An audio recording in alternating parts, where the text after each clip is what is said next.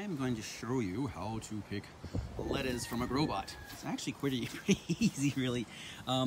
You just you look down here at the edge of the leaf, right? And then you just pinch it, and then oddly enough, your hand, well, my hand, which is about a mid-sized hand, I'm an average-sized guy, I'm able to actually hold enough lettuce leaves that I can actually get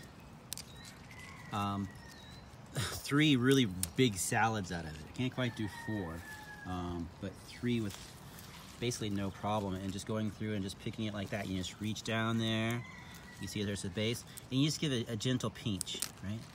And my thumbnail just cuts right through it as an example.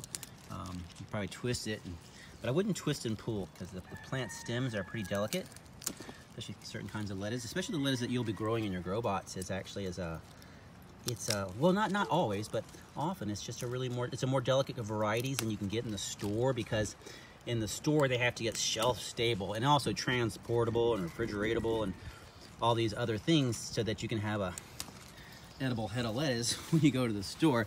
However, when you're at home, you can get this really delicate lettuce. You can get lettuces that taste more like nuts or have more sweetness to them than you get from the store, because at the store they're adding in all this extra toughness and stuff so that it's shelf stable, whereas at home you can just, maximize nutrients and taste.